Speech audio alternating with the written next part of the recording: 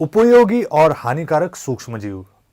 Bacteria, archaea, कवक अर्थात fungi, शैवाल अर्थात अलगेई, एक कोशीय जिन्हें प्रोटोजुआ कहते हैं, और वायरस, ऐसे विभिन्न प्रकार के सूक्ष्मजीव हमारी धरती पर लगभग 3500 अरब सालों से पाए जाते हैं। यह कहना अधिक उचित होगा कि सिर्फ ये ही जीव विश्व प्रगति के आरंभिक काल से धरती पर रह रहे हैं। जब धरती ठंडी हुई तब पानी का निर्माण हुआ, जो इन सूक्ष्म जीवों के विकास के लिए सहायक सिद्ध हुआ। प्रतिकूल परिस्थितियों में वर्तमान के अर्किया से मिलते जुलते जीवों ने अपने अस्तित्व को बनाए रखा।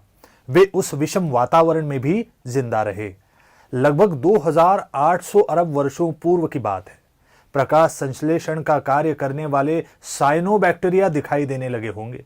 ये बैक्टीरिया बहुत बड़े और वैविध्यपूर्ण गुटों में पाए जाने वाले बैक्टीरिया हैं।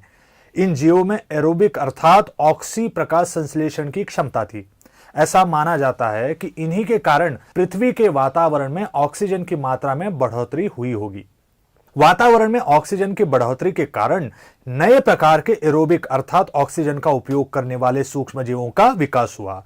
इन जीवों ने धरती के हर आवास योग्य स्थान पर अपनी बस्तियों को बसाना आरंभ किया।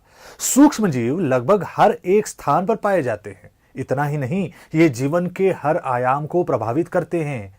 इनके अद्भुत रूप और आकार होते हैं। इनका आवास गर्म झरने से लेकर ठंडे अंटार्कटिका तक कहीं भी हो सकता है। इतना ही नहीं, ये जीव प्राणियों के शरीर में और पेड़ पौधों में भी पाए जाते हैं। सूक्ष्म जीव प्रकृति में अकेले नहीं रह पाते। वे अन्य प्राणियों के साथ और उनके वातावरण से हमेशा आंतरक्रिया करते रहते हैं। अनेक सूक्ष्म जीव वातावरण के अन्य जीवों से एक प्रकार का संबंध स्थापित कर लेते हैं। ये जीव सहजीवी संबंधों को दर्शाते हैं। उदाहरण के लिए परजीवी संबंध, जिसमें प्रक्रिया के दौरान संबंधित नस्लों में से किसी एक नस्लों को हानि पहुंचती है, या फिर पारस्परिक संबंध, जिसमें दोनों नस्लों को लाभ पहुंचता है। मानवों को अनेक बार इस प्रकार के संबंधों से लाभ पहुंचता है और अनेकों बार हमें इन सूक्ष्म जीवों से नुकसान भी होता है।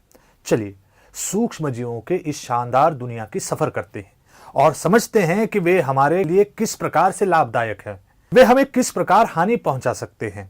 साथ ही हम यह भी समझेंगे कि ये अद्भुत जीव किस प्रकार निर्माण होते हैं और उनके द्वारा निर्माण किए गए उत्पाद हमारे लिए क्यों महत्वपूर्ण हैं।